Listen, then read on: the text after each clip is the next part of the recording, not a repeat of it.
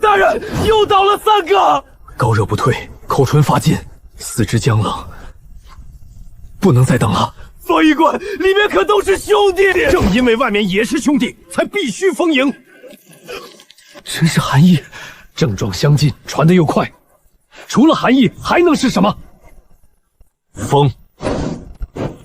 监军大人，里面还有27个人活着。若疫病扩散，函关10万军民都活不了。可他们刚从前线下来，还没领赏，不能就这么……这是军令，不是上令。电讯卢峰张口，所有靠近过的人，退后3丈。烈风，我们不是一，我们还能活！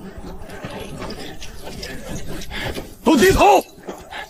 军中重地，谁敢乱看，按逃犯处置。沈慕清，走！不能封。你说什么？我说不能封。哪儿来的罪女？拖走！他们不是韩义。你连人都没诊，就敢说不是？韩义先寒后热，眼白泛赤，脉浮而乱。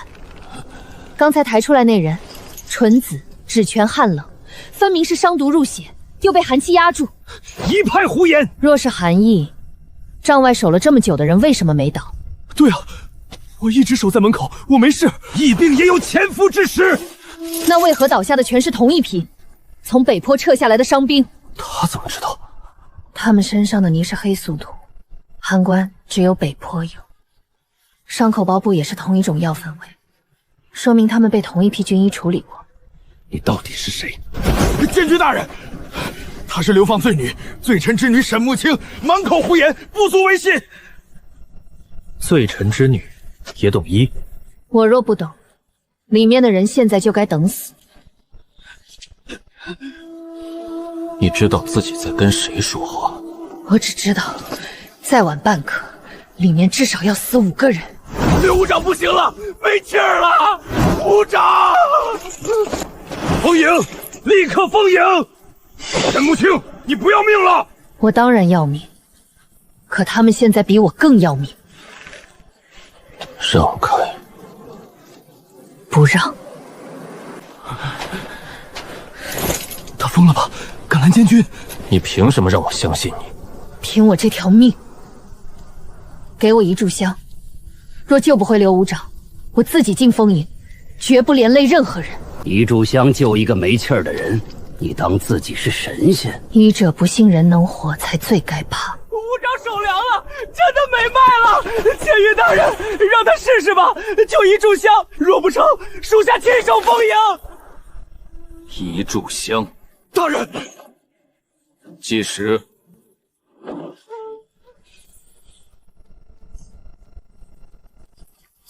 她是罪女，不能碰军中伤兵。从现在起，他若救人，他就是医者；他若害人，我亲自问罪。不必等问罪，救不回他，我拿命赔。沈姑娘，刘武长在这儿，还有救吗？闭气假死，脉沉得很深。那就是没死。人已无脉，你还想狡辩？谁给他们上的药？自然是军医署。哪个人？现在问这个有何用？因为害他们的不是伤，是药。药有问题？放肆！御医署的药怎会有问题？止血散里混了寒乌根，少量能止痛，重伤失血之人用了，寒毒入体，轻则昏厥，高热不退，重则闭气而亡。你有什么证据？他醒了，就是证据。一炷香快烧半了，你连药都没下，还想让死人醒？烈酒、银针、热水、干净布跳，快，照他说的拿！谁准你们听一个罪女的？方医官，武长再拖就真没了。给他。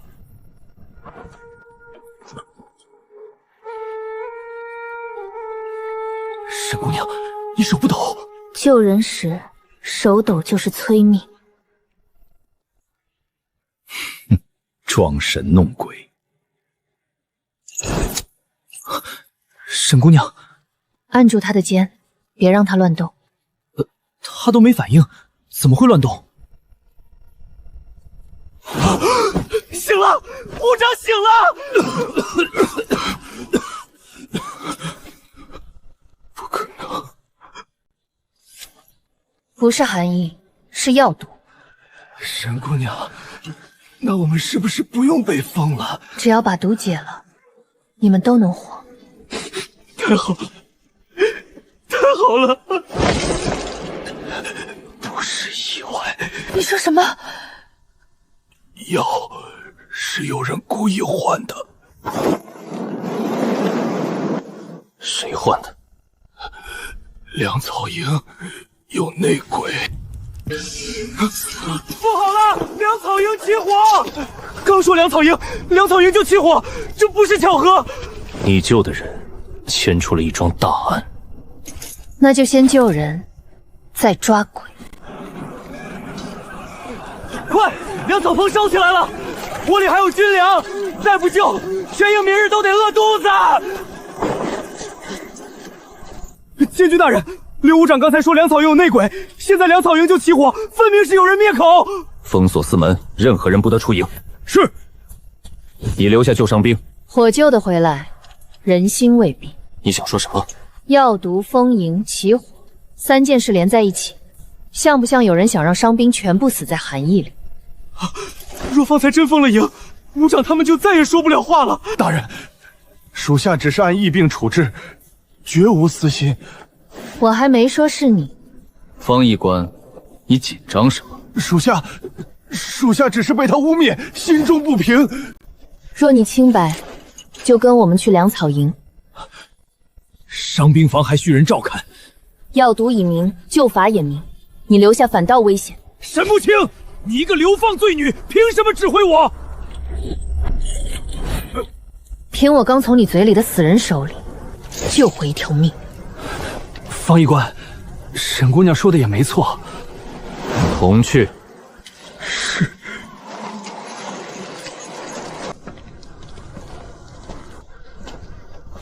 大人，属下失职，愿受军法。火从哪里起的？后棚，火势忽然窜起，守夜的人发现时已经拆开了。沈姑娘连火案也懂？我不懂火案，但我懂药味。闻到了什么？松油消食，还有一点药渣味。药渣？粮草营怎么会有药渣？这就要问懂药的人了。你又想往我身上攀扯？这布料不像军族常服。这是军医署装药袋用的蓝边粗布。军医署的药袋出现在粮草营起火点，军医署每日给各营送药，药袋流落在外很正常。正常。但药袋上若沾了含乌根粉，就不正常。就是害伤兵中毒那种东西。你知道含乌根？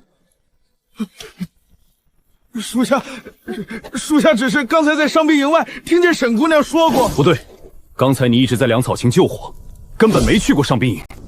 拿下。大人，属下冤枉。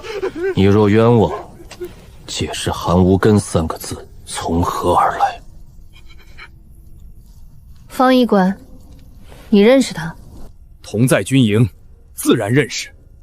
那他为什么求你救他？他哪里求我？人慌的时候，眼睛会先找能救自己的人。凭眼神定罪，荒唐！搜他的身。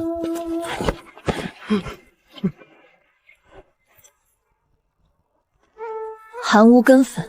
不是我只是替人保管。替谁？小心！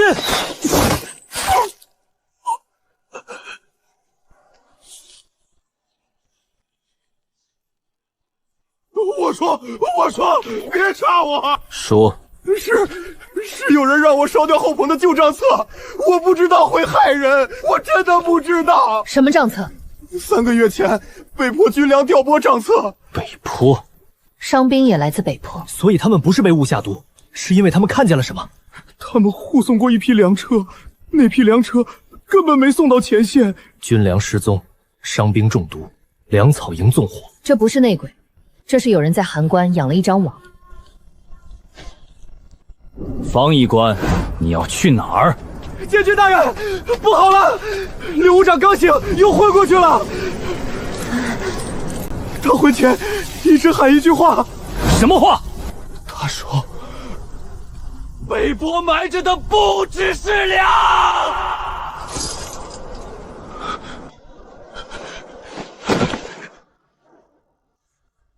沈姑娘，武长还有没有救？毒没清干净，又强撑着说话，伤了元气。那怎么办？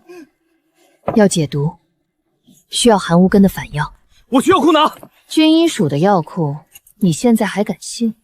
沈慕清，你别得寸进尺，军医署不是你随口污蔑的地方。那你把药库钥匙拿出来。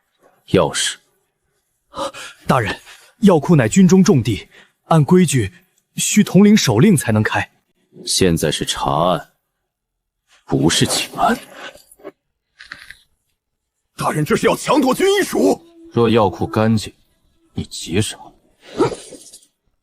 刚才还说自己没问题，现在连钥匙都舍不得。你手背上的红痕哪儿来的？冻的。不是冻痕，是被药汁灼过。你看谁都像凶手。我只是看谁在说谎。去药库。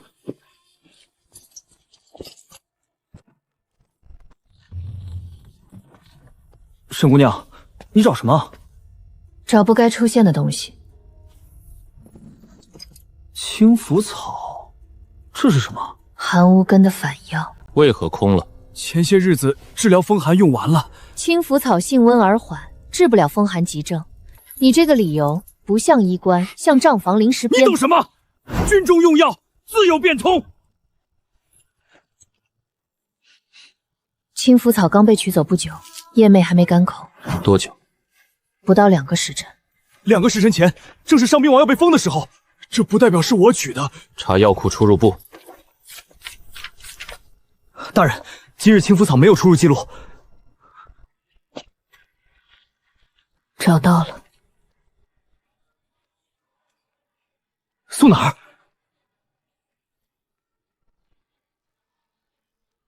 指角有灰，不是普通柴灰，是松油灰。粮草营。方医官，你先是坚持封营，再不肯开药库，如今反药不见，你还有什么要解释？我只是奉命行事。奉谁的命？萧统领，谢监军，半夜开药库，拿医官，闹得全营不安。你是查案还是夺权？萧统领来的正好，军医署与粮草营皆有疑点，需统领配合。他是谁？回统领，她是今日押到的流放罪女沈慕清。一个罪女，把函关搅成这样。不是我搅乱函关，是有人早把函关搅乱了。你可知污蔑边将是什么罪？我只知道，伤兵若死了，粮草若烧了，北坡的事就永远没人知道。统领，3个月前北坡运粮一案，请调军策。哼，北坡运粮那是旧事，早已结案。怎么结的？敌袭，粮毁，人亡。那为什么还有活口？什么活口？刘武长，他从北坡回来了。他还说北坡埋着的不只是粮。统领，他满口妖言，刘武长中毒昏迷，说的话不能当真。你怕他醒，还是怕他说？从现在起，刘武长由本将派人看守，无令，任何人不得接近。统领，这是保护还是隔绝政治？谢监军，函关不是京城，这里风雪会杀人，军心也会。没有确证之前，别让一个罪女牵你走。确证在北坡，只要去北坡挖开，就知道当年埋的到底是什么。北坡如今在敌军建城之内，夜间出营等同送死。那我去。沈姑娘，那地方太危险。给我2个人，一盏风灯，一把短铲。天亮前我回来。你不怕死？怕，但我更怕活着也说不了真话。好，若你能带回证据，本将亲自听你说真话；若你回不来，便是自寻死路。我陪他去。监军大人，你的命比一个罪女值钱，所以更不能留给别人随意安排。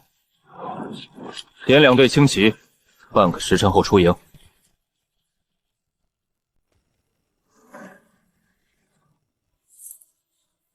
监兵大人，他是流犯，解了链子，万一逃了怎么办？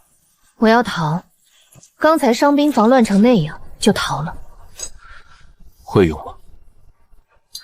会切药，也会割绳，最好用不上。沈姑娘，你骑这匹，性子稳。不会骑，会一点，不快。上来。别误会，你摔了，没人带路查案。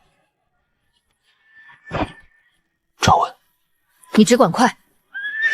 出营。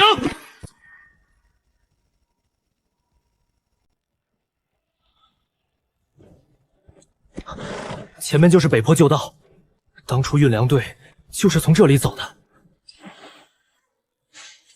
这里的泥色与伤兵靴底一致。能确定埋点吗？刘武长说，北坡埋着的不只是粮，不是随口说，他应当知道具体位置，却没来得及讲。那怎么找？运粮车重，若要临时埋蒙，不会选斜坡，会选背风凹地。3个月前是秋末，土还没冻死，他们来得及挖。坡下。大人，有脚印，有人先来了。不是来找证据，是来毁证据。散开，围过去，快点！天亮前必须烧干净。不是说帐子已经烧了吗？这里还埋着什么？不该问的别问。上头说了，坑里的东西见不得光。拿下！撤！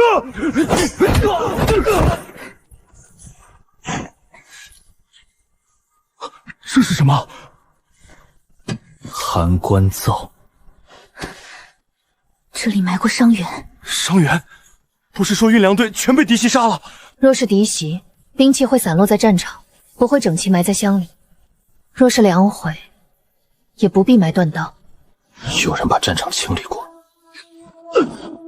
方继安没有调动夜行死士的胆子，他顶多是线上的一枚针，真正牵线的人在更高处。他猜中了。按住他的下巴！不好！你不要命了！证据若没了，刘武长他们才白活。回去喝上药。先看坑。秦月，那不是3个月前押粮的副将吗？军报上说他战死了。2位是人在营，什么意思？粮没丢，人在营，谁在营？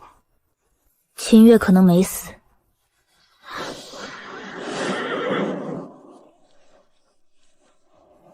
是敌方巡逻哨，带上证据，撤！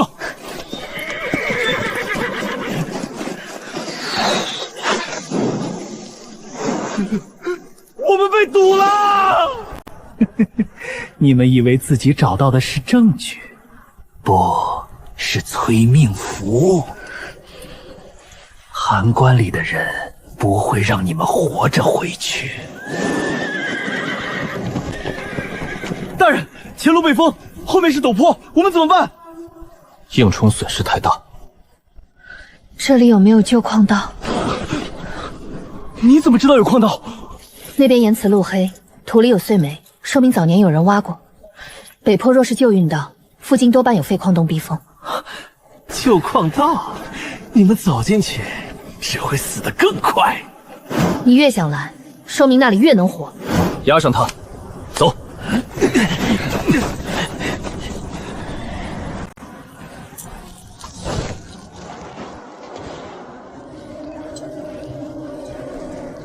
大人，马进不去。弃马。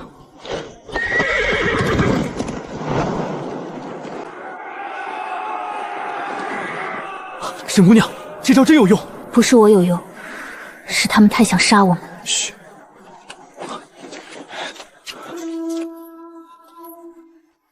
你刚才为什么敢扑火？那火若烧起来，你我都走不出去。你以前也是医者，曾经是。罪臣之女，懂医懂暗，还懂地势。你父亲不是普通罪臣。监军大人想审我？我想知道我带在身边的人会不会在关键时刻捅我一刀。若我要害你，刚才火箭射来时就不会提醒你低头。所以我还在听你说话。大人，路断了。能过人，但得一个个钻。若后面追兵进来，我们就全堵死了。还不对劲！藏毒，这人真不要命！你们带我回去也没用，我什么都不会说。你不说，也已经说了很多。能让你宁愿死也不回营，说明营里有人比敌军更可怕。能让敌军刚好堵在北坡，说明有人给他们递信。函关不仅有贪粮案，还有通敌案。继续。但那个人不一定是萧正权。沈姑娘，你之前不是怀疑萧统领吗？他有隐瞒，但隐瞒未必等于主谋。若他真想杀我们，北门就不会开。你的意思是，函关里有两股力量，一股想遮掩旧案，一股想彻底灭口。萧正元可能在前者，真正通敌的人在后者。那我们现在回去，岂不是谁都不能信？能信证据。大人，追上来了！所有人过窄口，快！等等，这里撑不了多久。你想断后路？不然他们会一直追。可一旦塌了，我们也可能被困死。风从那边进，说明还有出口。照他说的做。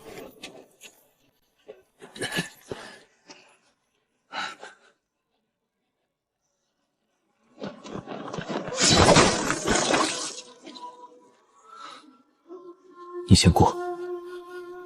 一起。在那儿，放箭！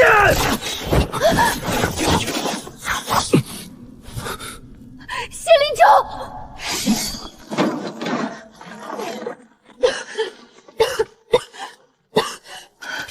伤到哪儿了？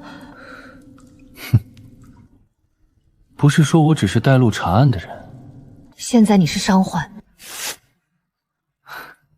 沈医师，劳烦了。大人，找到出口了。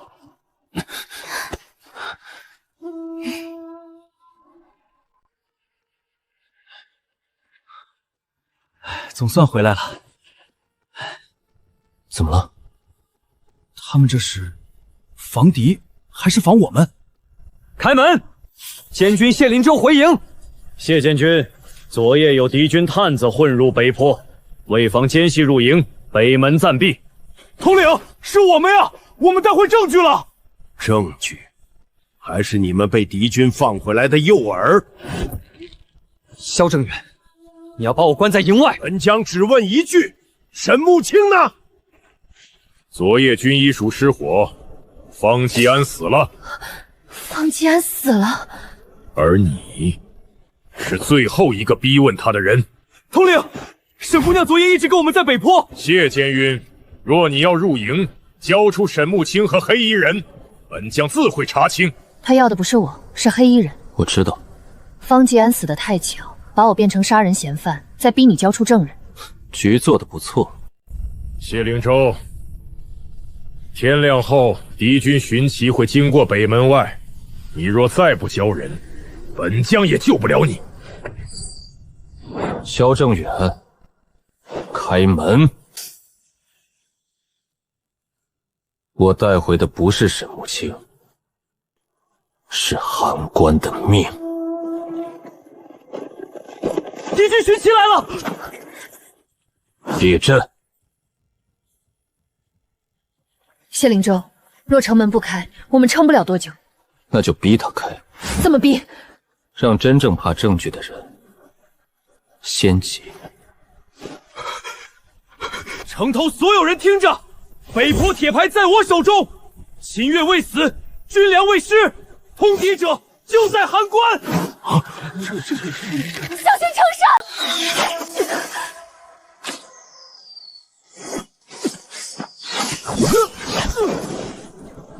城上有人灭口！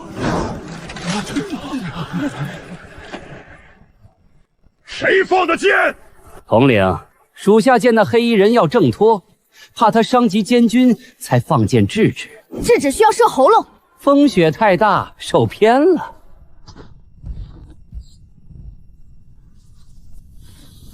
萧正远，这是你牵兵营的箭。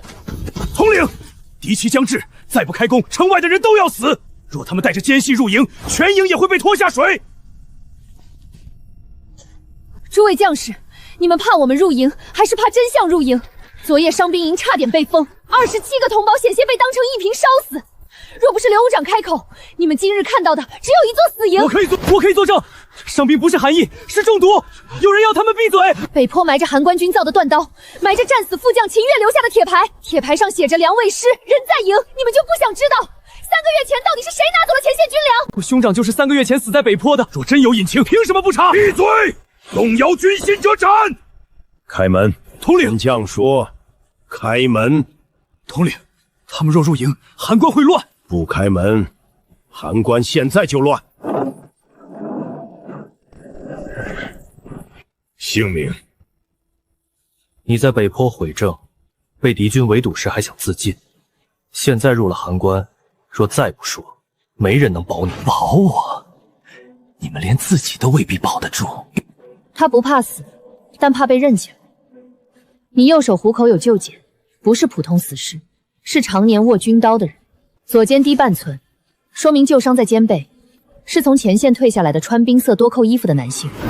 你被抓后，一直避开萧统领，却不敢看冯副将，说明你认识冯策，而且从前是他麾下的人。沈慕清，你少血口喷人！这是北营的旧字号，北营3年前已经撤编。冯副将从前是不是管过北营？管过又如何？北营旧族成百上千，难道人人都与我有关？你不说名字，我替你说，你叫罗七，对吗？你认识他？他刚才昏迷时，有人喊过“老七别睡”。在军中能被称老七，又有北营次号，左耳缺了一小角。3年前北营名册里，应该只有一个人对得上。去北营旧册。别查了。你承认？我承认我去过北坡，也承认我想烧掉坑里的东西。谁指使你？你不说，是因为你家人在他手上。沈姑娘真会编故事，一个死士不开口，你就能替他说出全家老小。冯副将，方继安死前见过你吗？没有。你答得太快了。荒唐！难道我答慢了是心虚，答快了也是心虚？请查方继安尸身。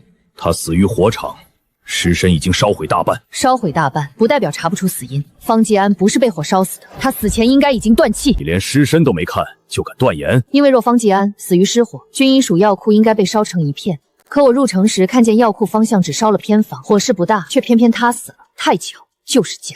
验尸，统领。方继安是军医官，让一个罪女验尸，恐寒了军中医官之心。军中医官若清白，只会希望凶手伏倒。准。若不是，可以换仵作。我父亲说过，死人不会撒谎，怕的是活人不敢听。他不是烧死的，是窒息而亡。真被杀了？指甲缝里有皮屑，说明死前挣扎过。口鼻处有轻微压痕，不是烟渴。凶手先杀人，再放火伪装。能判断凶手吗？凶手穿的是黑色披风，衣料混了铁甲屑。军中穿黑披风的将官不少，但这不是普通铁甲屑，是新磨过的玄铁护腕。函关军中只有亲卫将警会配。冯策，这是军兵鼓！不好了，冯副将带兵围了议事堂。他等不及了。大人，萧统领还在议事堂。走，你留下。冯策动兵，是因为他知道尸身会说话。我若不去，你们少一张嘴。那里会很危险。我从进函关开始，哪一步不危险？冯策，你要兵变！统领，属下是在清君侧，谢灵州勾结罪女，扰乱函关。罗七又是敌方探子，若再不处置，军心必散。罗七是不是探子，自有审问，轮不到你带兵逼宫。统领老了，心也软了。函关不能交给会被一个罪女牵着走的人。放肆！冯策，你这句话我记下了。来得正好，拿下沈慕清。谁动他？先问我的刀。谢建州，你护一个罪女护到这种地步，倒像是心里有鬼。心里有鬼的人是你。证据呢？方继安指甲里留下的黑披风纤维。你的护腕，可敢摘下来让众人一看？冯策，摘！你不敢，因为方继安死前抓僵了你的护腕内侧，那里必有痕迹。不错，方继安是我杀的。真是你！他胆子太小，赵恒被抓后，他就想供出我。我不杀他，难道等他咬我？北坡军粮案也是你做的，军粮、药毒、纵火都是我。可你们知道了又如何？你为何要这么做？那是前线将士的命。函关每年死多少人？少一批粮，多一批粮，有区别吗？对你没区别，对饿死、冻死的人有区别。最该死的就是你！若不是你，一个伤兵营疯了就疯了，谁会翻北坡旧案？冯策，你已经无路可退。不，统领，是你们无路可退。报！敌军3000逼近北线，距函关不足20里。听见了吗？他们来了！你果然通敌。关押萧振远，射杀谢林州和沈慕清，开北侧安门，引援军入关。且慢，冯策，你的援军怕是进不来了。秦越，两位师，人在营。冯策，3个月前你没杀成我，今日该还债了。秦越，你还活着？哼，统领，死人不会说话。谁知道他是不是敌军找来的冒牌货？先看。统领，当年北坡押粮前，你给了我半枚调兵符，让我若遇急变，得调北坡外哨30人护粮。真是秦副将！秦副将不是战死了吗？3个月前，北坡押粮队没有遭敌袭。你说什么？是函关内部的人提前换了军令，把押粮路线改到北坡凹地。等我们到了那里，粮车被扣，人被围杀。之后，他们伪造敌袭痕迹，把断刀、军服、血布全埋进雪地里。谁干的？他。秦越。你失踪3个月，一回来就攀咬我，证据呢？证据？你当初派罗七追杀我时，没想到他会留我一命吧？罗七，秦越说的是真是假？罗七，你想清楚再说。你老母和你妹妹还在城里等你回去。冯策。你这是承认拿他家人要挟？千兵大人耳朵不好，我只是提醒旧部不要被人利用。罗七，你若现在不说，你家人也活不安稳。冯策已经反了，他今日若赢，知道你参与过北坡事务的人一个都不会留。你若想救他们，唯一的路就是把真相说出来，让所有人知道他们被谁扣着。罗七！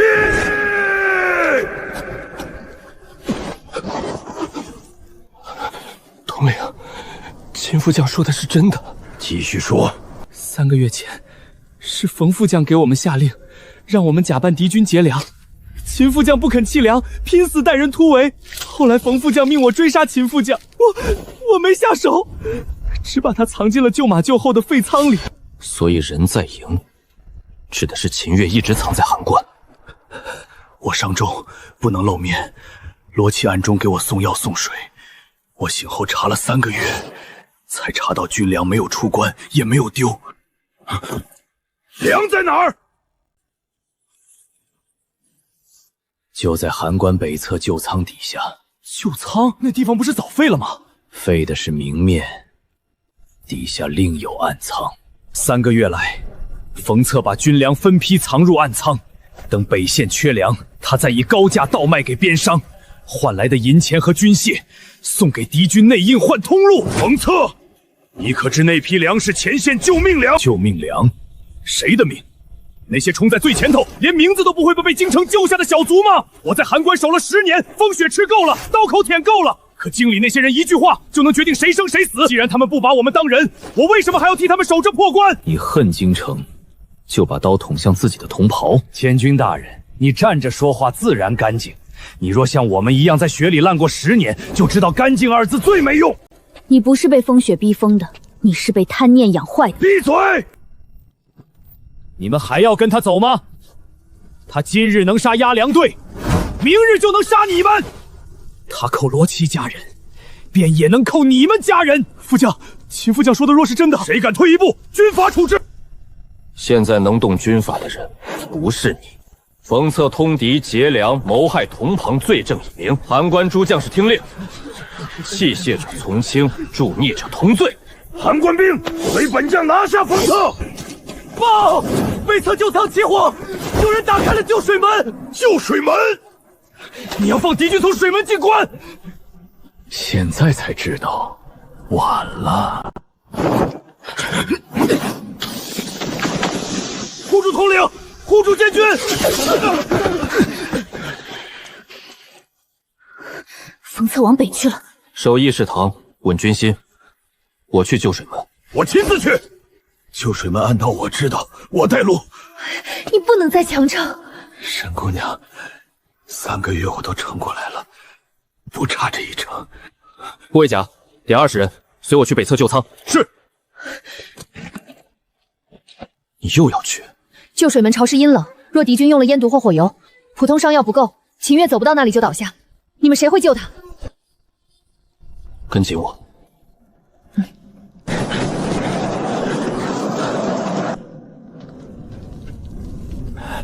暗藏入口在后墙石磨下。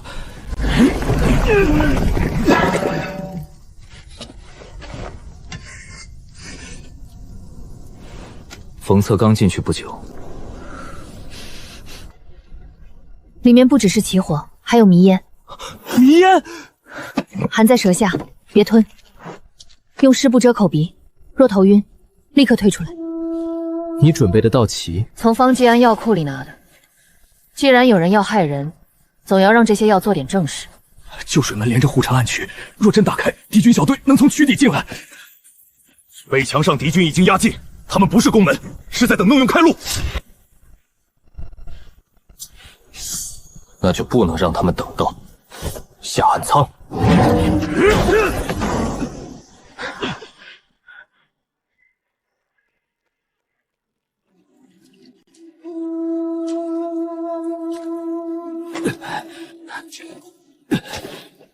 停一下。不能停，再往前有2条岔路，走错就来不及了。你旧伤裂了，那就等关上水门后再缝。含着，不许咽，撑半个时辰。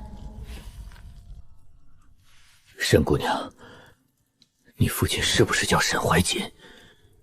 你认识他父亲？3个月前我查军粮账时，见过一份旧批文，批文上有沈怀瑾的签押。不可能，我父亲2年前已经被定罪流放，怎么会出现在3个月前的军粮批文上？所以我才怀疑那批文是伪造的，有人用你父亲旧印，把军粮调拨做成了合法手续。沈慕清，我没事。这事查到底，可能比函关更深。那就更该查。前面有人！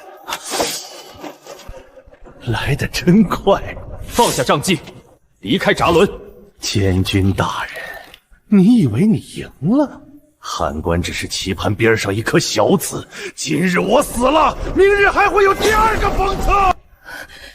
那里面是什么？你想要的东西。你父亲为什么获罪？函关的粮为什么能被调走？京城是谁在背后点头？都在这里。别被他牵着走。沈慕清，你真以为你父亲清白？他当年经手的账可不止函关这一笔，只不过他不是最大的那一个，所以被推出来顶罪罢了。你想用这些话拖时间？闸轮没有完全打开，说明外面水位还没到。你需要再拖1刻钟，敌军才能从暗渠进来。拿下他！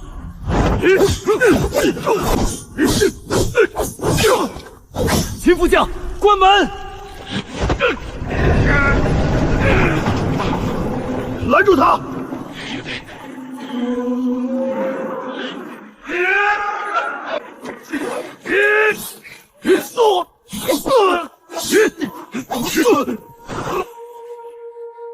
结束了。谢灵州，你有没有想过，为什么我敢在这个时候反？他要走密道！沈慕清，你想替你父亲翻案，就来追我。军督长，找路绕回去。是。闸门要合了，再推一把。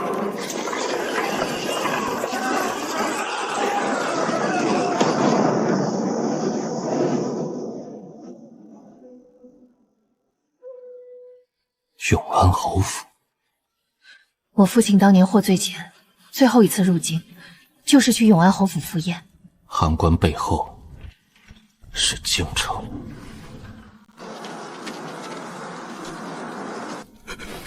秦副将，我对不起北坡那些兄弟。你该赔罪的人，不止在地下，活着把真相说完，才算还债。你在想永安侯府？我父亲的案子被人压了2年，我查不到，喊不动，甚至连活着走到京城都做不到。可现在线索自己到了我手里，也可能是别人故意递给你的刀。那也要看这把刀最后割向谁。封测逃不远，旧水门侧道通向北岭驿，那里有函关弃用的烽燧台。若他想出关，必经那里。他不会立刻出关。为何？他手里有完整账册，账册是他的保命符。他若真逃向敌军，敌军未必留他活口，他更可能去找下一个能保他的人。永安侯的人。大人，北岭驿方向发现冯策踪迹，还有一辆马车，像是提前备好的。还有一事，我们在冯策书房搜出一封未烧尽的密信。若沈氏女至函关，勿留。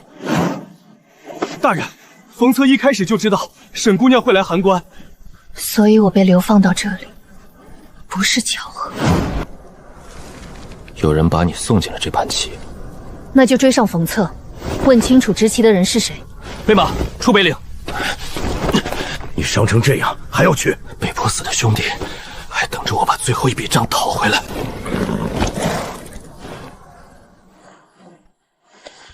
这次追出去，可能就不是函关一案了。我知道。函关没拿下，谢灵州追来了。那就让他追。永安侯要的从来不是函关，那是什么？是沈慕清。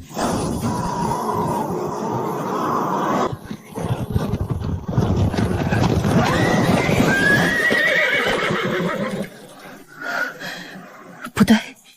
哪里不对？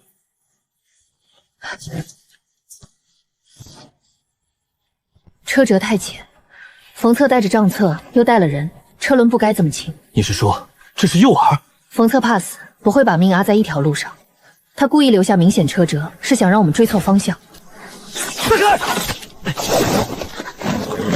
上铺有埋伏，我带人冲左侧，不要恋战。抓活口！大人，账册！别碰！箱子里有火药粉，你先藏在账册下面，只要打开，整箱都会炸燃。冯策不是逃，他是在拖住我们。真正的马车应该走了北岭旧猎路。贺文，我在北坡粮车上见过。冯策身后的人和京城药馆有关。那辆马车不能丢。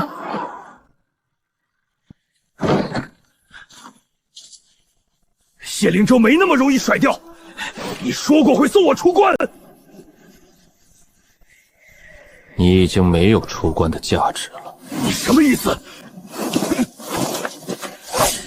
顾明征，你想过河拆桥？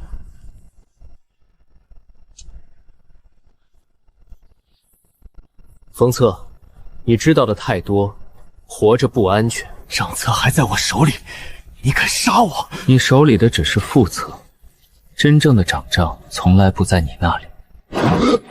沈怀瑾当年留了一本暗账，那本暗账不在纸上，在他女儿手里。所以永安侯要沈慕清，不是要杀他，是要他手里的暗账。知道太晚了。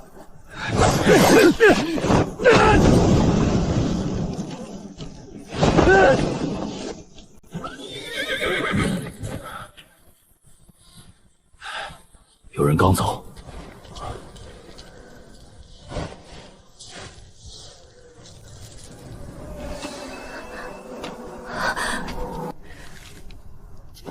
你父亲在石河牢营，我只知道他被流放苦役，却一直不知道具体在何处。这可能是陷阱。可若是真的，我必须去。冯策若没死，也一定会去找能保他的人。石河牢营也许就是下一条线。去石河。既然有人把路铺好了，我们就走过去看看，路尽头等着的到底是谁。监军大人怎么忽然来了？查一个人，不知大人要查谁？沈怀瑾。看来你认识。牢营犯疾众多，卑职一时想不起来。那就现在想。大人请。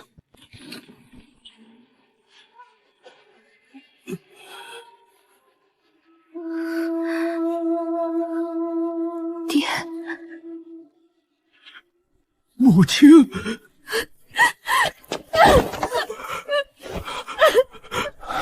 沈大人还活着，这是好事。活着的人往往比死人更危险。永安侯府果然还在查那本暗账。爹，暗账到底是什么？他们为什么说在我手里？你娘留给你的那本木青草谱还在吗？在，我一直带着。当年我查到军粮被层层侵吞，函关、洛北、石河三地的仓账都被改过，明账全是假的，真账我无法带出，只能用药名、剂量、年月藏进你娘这本草谱里。所以永安侯要的不是沈姑娘，而是这本草谱。监狱大人，这案子查下去会牵出京城很多人，你若护他，就会站到永安侯对面。我已经站过去了。当年推我顶罪的人不止永安侯顾恒，还有户部侍郎薛齐、内廷夜角许文鹤，函关军药、军粮两条线都在他们手里。许文鹤，鹤文铜牌，这是许文鹤饲养死尸的令牌。难怪北坡粮车上会出现药烟的人。大人，不好了！老爷水井被人下了药，已经有人昏倒。他们要灭口。封住营门，任何人不得出入。不是剧毒，是迷药。快烧热水，把甘草、绿豆、葛根取来。老院没有这些药。药房明明有账，你说没有？搜库。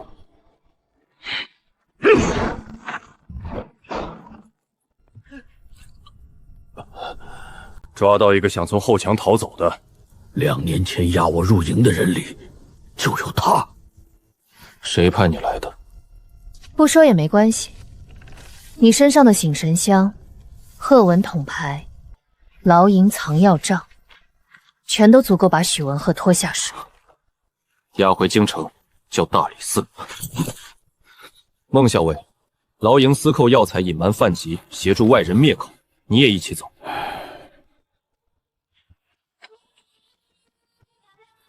这才是真正的总账。但他还少一样东西。少什么？少永安侯亲笔批银的印绶拓痕。没有那东西，顾恒可以把一切推给手下。印绶拓痕在哪儿？你娘临终前给你的那只青玉簪还在吗？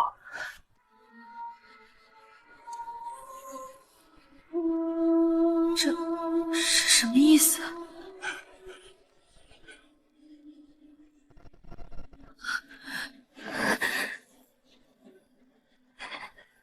娘没能等到清白，我替她等。明日启程入京，京城路上一定还有杀局，那就一局一局破。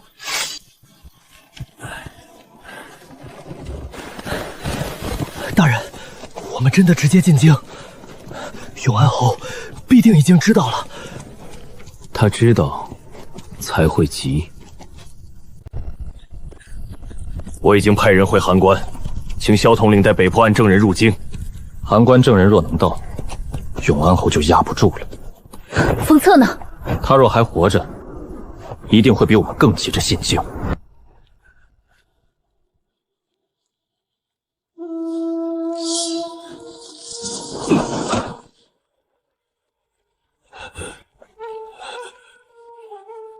你还敢来？我若不来，顾明征会先杀我，再杀你们。你凭什么觉得我们会救你？凭这个，北坡那么多兄弟死在你手里，你拿一本账就想换命？我不求你放过我，我只求死之前把顾明征拖下来。你不是悔，你是被他们抛弃后不甘心。也许吧，但不管我为什么开口，账是真的。这本副账能补及时间线。你可以活着进京，但不是以自由身。绑吧，秦月，我欠北坡一条命，你欠的不止一条。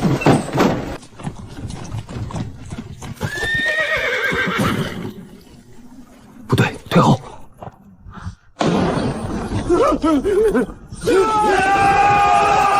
谢灵州，把沈慕清和曹普交出来，我放其他人走。永安侯世子亲自拦路，倒是看得起我们。沈姑娘，你父亲当年本可以活得很好，是他不识时务，才害了你们一家。所以你们偷军粮，害边军，还要怪查账的人不懂事。世道不是靠对错运转的，是靠权势。那今日我就让你看看，刀在谁手里。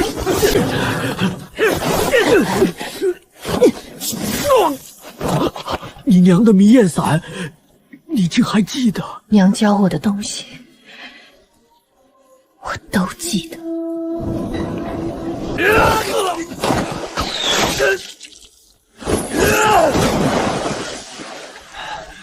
别误会，我不是救你们，我是不想再被他当棋子。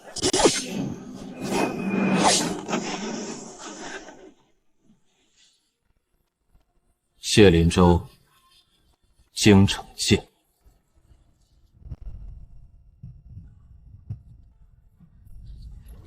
北坡那晚，我本来可以停手，可我怕10年函关什么都没有，怕回头太晚，怕自己已经没路走，所以我让更多人没了路。这些话留着到堂上说。我会说。顾明征说京城见，是不是说明他们已经布好了局？他拦不住我们，就会先回京城把我们变成罪人。那我们就赶在他们把黑的说成白的之前，把证据送进去。怕吗？以前怕，现在不怕了。为什么？因为这一路上，我不是一个人。谢监军，奉旨拿你入大理寺问话。奉旨。大人何罪？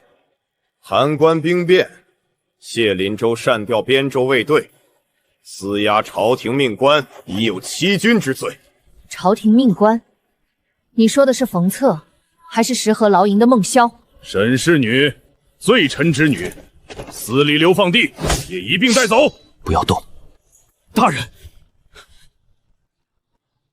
我可以入大理寺，但沈怀瑾是本案证人，冯策也是本案要犯，任何人不得私自带走。谢大人现在自身难保，还要讲条件？他讲的不是条件，是律法。陆思清，谢大人，久违了。陆大人来的正好。人进了京，就归大理寺审，禁军只负责押送，不负责定罪。收好。你呢？我先进牢里等他们出招。放心，大理寺的牢比北岭雪洞暖和。证据不少，但还不够稳。永安侯司印踏痕也不够。踏痕可以说是伪造，付账可以说是冯策诬陷，沈大人的证词也会被他们说成罪臣翻供。这就是他们当年敢动手的原因。想要一锤定音，需要原始仓票，或者永安侯亲自承认与军粮调拨有关。原始仓票在哪儿？当年最后一批仓票被我交给了一个人，可他后来失踪了。谁？前户部主事程燕。程燕，他如今是永安侯府的账房先生。他没失踪，他躲进了永安侯府。我当年信错了人。3日后，永安侯寿宴，百官都会去。若程燕还活着，那是见他的机会。我去。不行，爹，我不是2年前那个只能被人推着走的人了。侯府近日请医女为老夫人诊脉，我可以安排你进去。娘把簪子留给我，不是让我躲一辈子。谢大人何必呢？你本可前途无量，却为了一个罪臣之女，把自己送进牢里。顾世子深夜来牢里，就是为了替我惋惜。我来给你一条路，交出沈慕清手里的东西，我保你无事。你保不了我，你连自己都未必保得住。谢林州，你以为进了京还能像函关那样随便查？我进京不是来随便查的，我是来掀桌的。顾世子，大理寺牢房不是侯府后院。探视到此为止。陆司林说的是。沈慕清那边如何？他要进永安侯府，我拦不住。那就别拦，把崩塌八路铺好。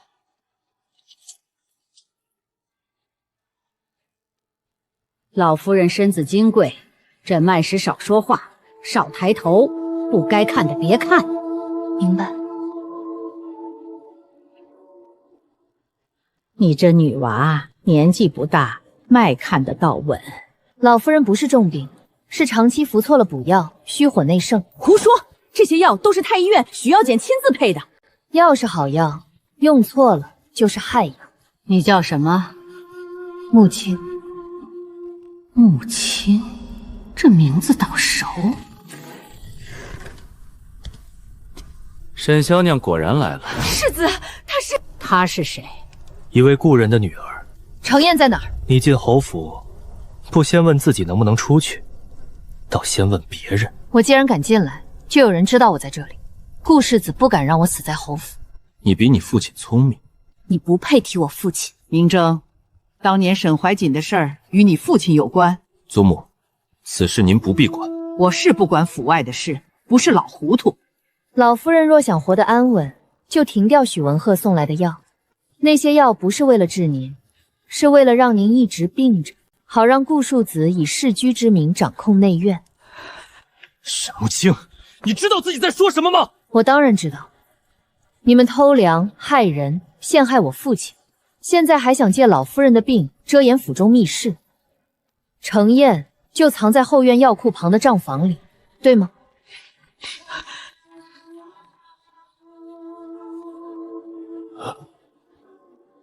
你是沈大人的女儿。当年我父亲把仓票交给你，你为何消失？程先生，好好回答，说错一句，你儿子的前程就没了。程先生，我不问你为什么怕，我只问一句：仓票还在不在？程燕，顾世子，侯府寿宴，私扣大理寺要证，恐怕不妥吧？陆四爷，你敢搜侯府？不是搜，是请证人回大理寺喝茶。我愿作证。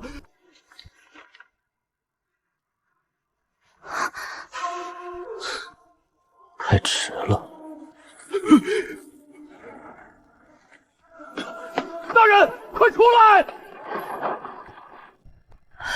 你受伤了。先看证据。现在可以看我了。手伸出来。以后别总拿命换证据。那你以后也别一个人进侯府。等这案子结束，我有话同你说。那你最好活到那时候。一定。谢灵州，你在函关所奏，牵涉永安侯户部内廷叶苗，若有虚言，便是欺君。臣愿以官身担保，所奏句句属实。陛下，老臣一生为国，岂会贪墨边军粮草？谢大人年少气盛，听信罪臣之女与叛将之言，恐怕是被人利用。陛下，这是三仓原始仓票，与沈怀金所藏暗账完全对应。仓票也可能伪造，更何况此票离开户部多年，真假难辨。仓票之条有户部水印，预热显字。薛大人身为户部侍郎，不会不知道。即便仓票为真，也只能说明当年仓良与侯府何干。那这个呢？老臣的私印早年曾遗失，若有人拿去造假，老臣也无从防备。陛下，函关统领萧正远带北坡案证人求见。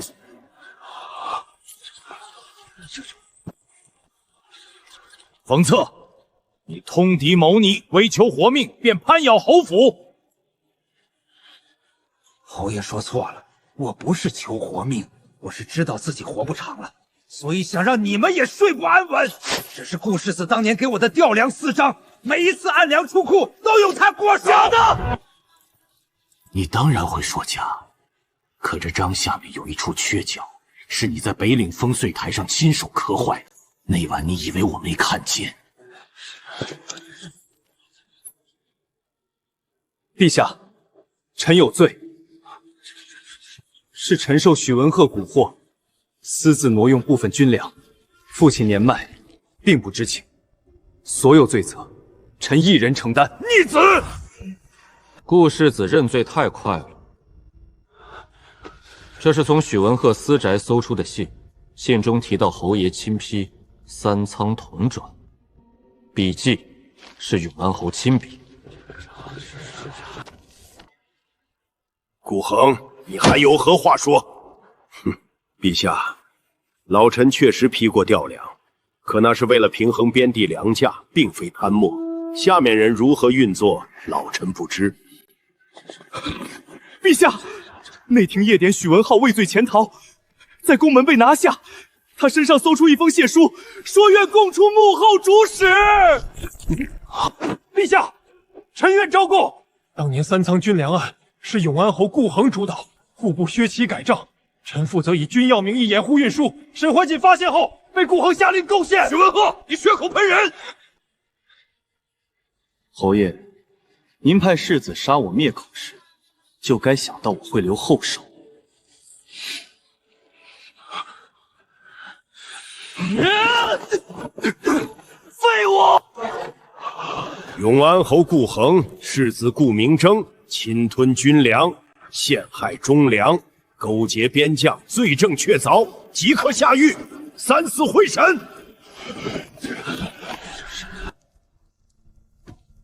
顾恒经营多年，党羽不会坐以待毙。尤其是顾明征，他认罪太干脆。像真的输了。他还有后手。大人，有人劫狱！爹，您留在这里。母亲，你们去，我在这里不会有事。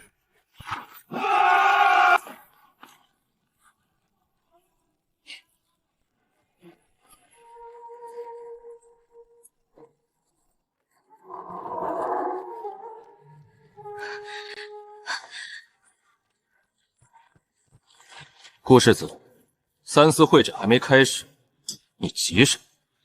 谢灵州，你以为把我关进牢里就赢了？京城里想让我活的人，比想让我死的人多。那你怎么还要逃？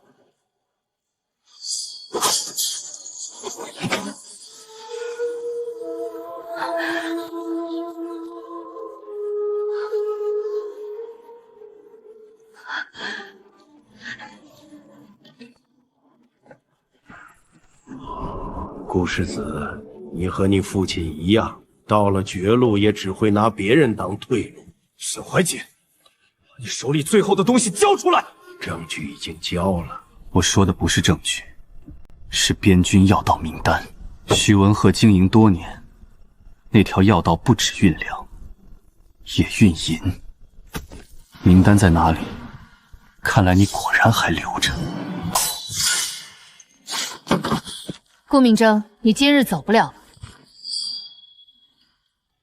好，既然你们都来了，那就一起听听沈怀瑾还藏了什么。药道名单确实在我手里，但我不说，是因为名单里还有一批被迫参与的人，他们并非主谋，若一并交出，边军药线会立刻瘫痪，函关伤兵无药可用。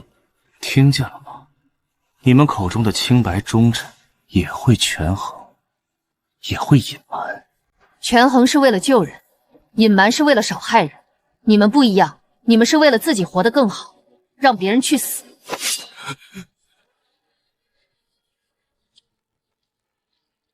顾明征，你一直以为自己掌控所有人，可你有没有想过，侯府老夫人为什么会让陆大人搜府？你祖母醒了，她亲手交出了你父亲藏在佛堂里的第2批密信。沈慕清，你以为这样就结束了？对你来说，结束。隆安侯顾恒夺爵下狱，3仓案主犯依法严惩。顾明征劫狱灭口谋害证人，罪加一等。薛齐、许文鹤革职论罪，冯策通敌劫粮，虽有后证之功，仍按军法定罪。沈怀瑾旧案重审，当堂昭雪，官复原阶，准其辞官休养。沈氏一族罪名尽除。是沈大人，当年替边军查要账的沈大人。母亲，我曾以为这辈子等不到这一天。爹，娘也等到了。北坡兄弟的名次，萧统领已经呈上去了，朝廷会补付家眷，也会重修函关忠烈碑。这才是该给他们的交代。秦月，替我去北坡上一炷香吧。我不配自己去。我会去，但不是替你，是替那些兄弟。沈氏女，函关救伤兵，石河救劳役，又协助查清3仓案，你想要什么赏赐？民女不要金银，只求陛下编丁设女医署，收拢懂医术的女子，为军中伤兵留名复剌治病。准。此事交由太医院与兵部合办。沈慕清可为第1任边地女医署长事。谢陛下。谢林州，你查案有功，却也数次冒险抗命，朕该赏你还是罚你？臣听凭陛下处置。那就罚你继续做这把不好使的刀。函关军粮、军药2线重整，由你督办。臣领旨。这才像个能活下去的官官。将军，忠烈碑也已修缮完毕，走，去看看。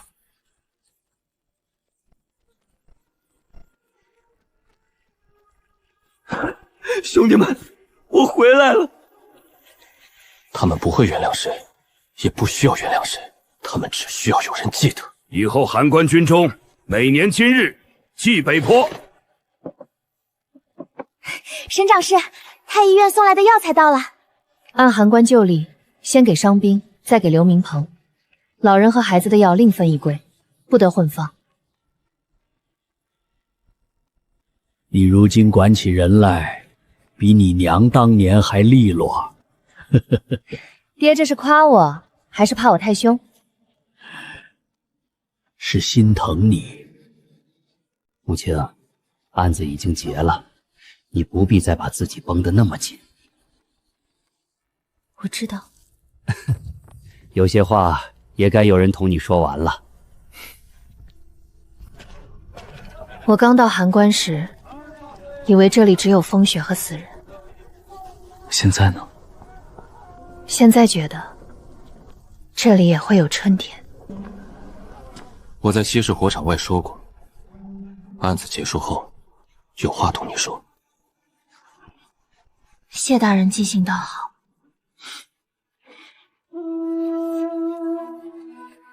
我不擅长说漂亮话，只想问你，往后这条路，你愿不愿与我同走？谢灵州，我要留在函关办女医署，这里苦，事多，还危险。你若只是因为一时感动，还是想清楚。我想得很清楚，你救人，我查案；你守药柜，我守城门。你走到哪里，我就把路铺到哪里。那你记住，我这人不太好哄，也不喜欢别人替我决定。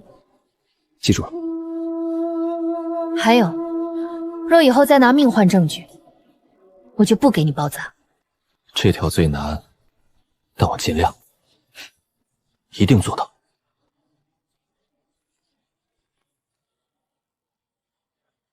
老夫人，走吧。顾家享了太久不该享的福，也该还了。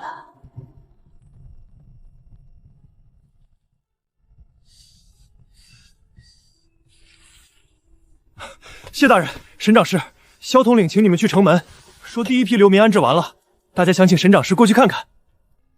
药香，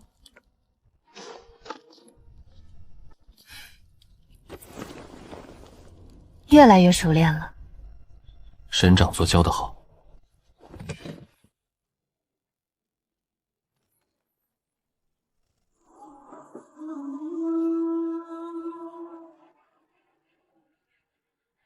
在想什么？在想，天快亮了。天快亮了。